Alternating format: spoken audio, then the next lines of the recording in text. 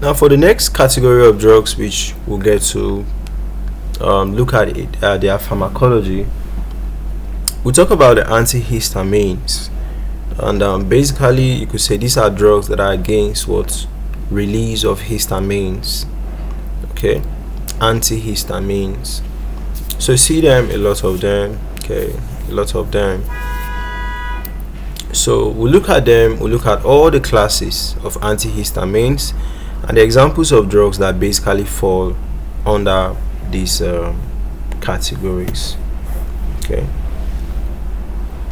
so for the antihistamines, you should know that what, just like their name implies, they are drugs that will what, they are drugs that will block the effect of what, histamine. Okay, so histamine is a chemical mediator and is involved in what, allergic reactions, gastric acid secretions, and if it is there, of course it will promote inflammation. Do you understand? So they are classified into different categories, and we'll look at the categories and also different examples of drugs that fall under those categories.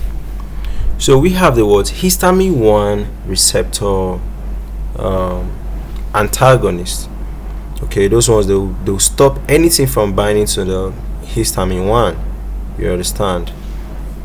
Examples of drugs under this category have drugs like what, the diphenhydramine,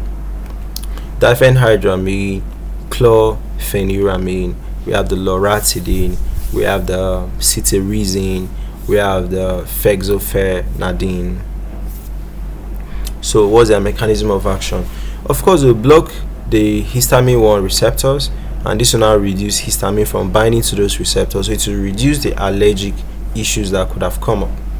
So it's used in treating rhinitis, urticaria, anaphylaxis, and motion sickness.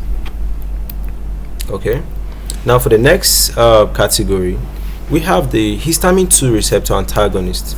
These ones will stop anything from binding to the histamine 2 receptors. Now histamine 2 receptors are mostly found in the stomach. Okay, so we have drugs like ranitidine, we have the famotidine, we have the nizatidine, so they are mainly used in treating all those peptic ulcers, gastroesophageal reflux disease, Zollinger-Ellison syndrome, used in treating headaches, used in treating diarrhea. Okay, sorry, there are side effects, they give headaches and diarrhea, sorry. Okay, so it's mainly all those gastrointestinal issues that have to do with high acid secretion. Okay, this is ranitidine. The histamine 3 receptor antagonist, we have drugs like what, the pitolisant. This is pitolisant. Okay, so pitolisant will block, of course, the histamine 3 receptors, so it's used in treating narcolepsy and excessive daytime sleepiness. If you are feeling too much sleepiness in the daytime, this is a very nice drug for you. So that's what we have for all these histamines, different types of drugs under the antihistamines. We'll come back later and revisit their pharmacologies.